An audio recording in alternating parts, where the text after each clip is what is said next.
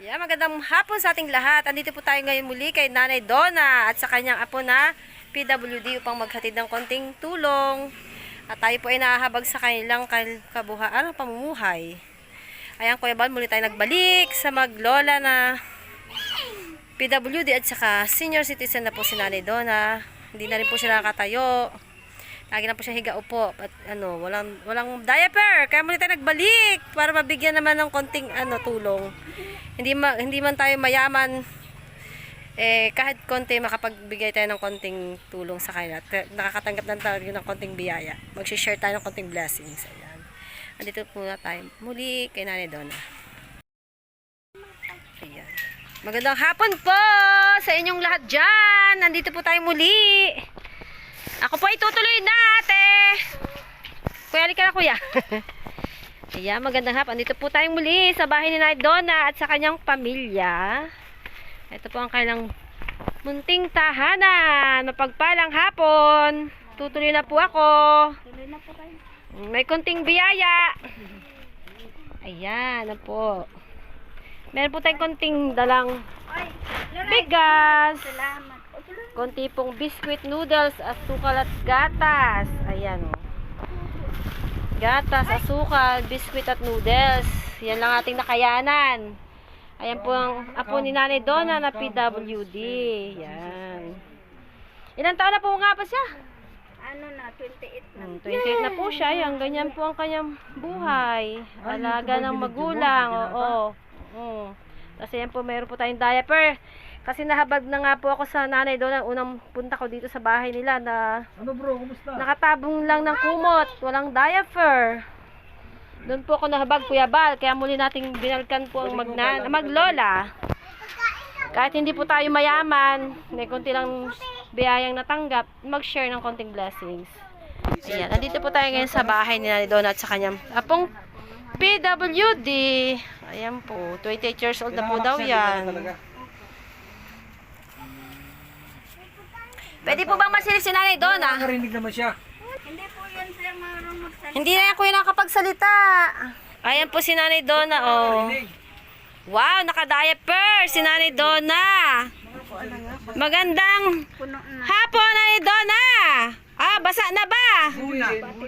Pinagdala kita ng diaper, biscuit, gatas, asukal, noodles.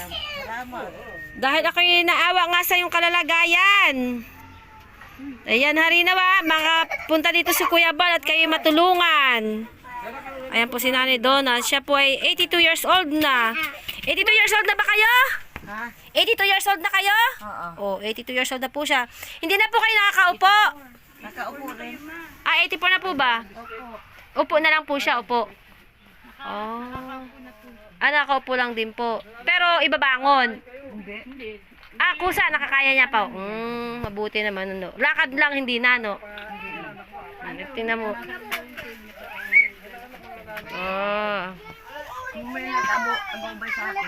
Opo.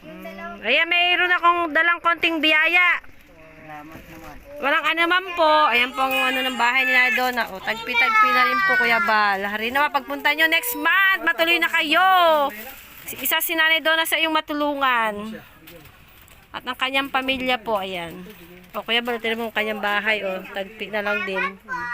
Ganyan ang sitwasyon ni Nanay Donna dito sa kanyang munting tahanan. Ayan po kayo ng bahay. Ayan, babagsak na rin po yan. Jesus. Butas-butas na po, tinapal-tapalan lang.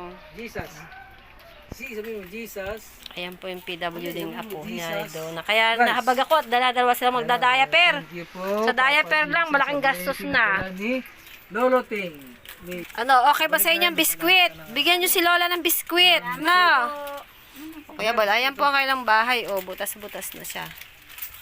Takip-takip na lang ng mga korte-kortina sa loob para hindi masilip ng Tsaka ang kanilang bubungan. Ayan po. Talagang isa sa karapat dapat na matulungan mo, Kuya Bal. Ayan, sa pagpunta mo dito. Pwede nyo na maibinta ng lupa yung aming kabrad.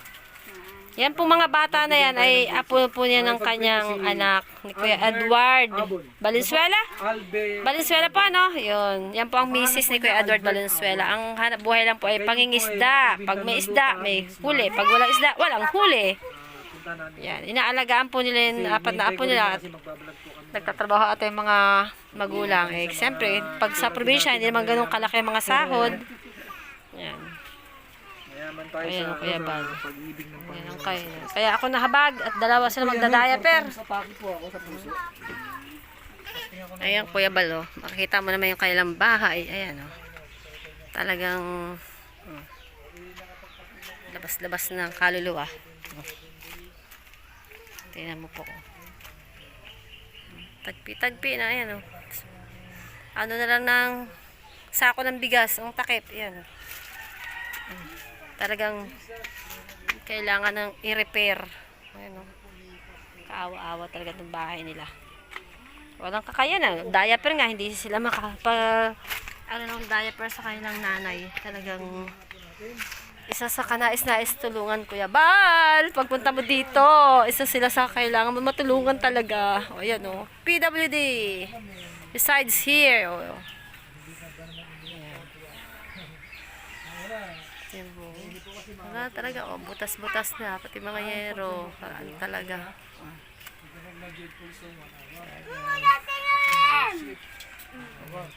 Ayan. Kailang munting tahanan. Sa 2 years old hanggang 14. Ibig ko siya ng mga marami. Ayan po ating munting dala sa kanila. Diaper na 22 pieces. Ayaw, kita niya. Tapos yun nga, yung biskwit, yung gatas, noodles, asukal. Yan lang po ating nakayanan. At hindi naman po tayo rich. Tayo lang Pag-ibig ng kabila. ano lang din. Dati po akong GIA. Ay paano? Tayo uwi na. At pupunta pa po kami sa kabila. Pasensya na kayo dyan sa aming nakayanan. Salamat. Oh, yeah. Hari na nga po, pag next month po ata, sabi ni Kuya Bal, ang punta nila dito. Next month. O, pasensya na kayo dyan sa aming nakayanan. Salamat po, sir. O, walang ano man po. O, sige po. Huwag ka mga bebe. Mag-pray kayo kay Lord palagi, na. Na mayroon laging grasyang dumating. Yung narinig niya. Awa, pinangalan sa kanya, Pedro. Pedro! Pedro! Sige po mga... Paano po? Bye-bye po. God bless po. At At kami may pupuntahan pa po. Bye-bye po. God bless. Yan lang po aming nakayan.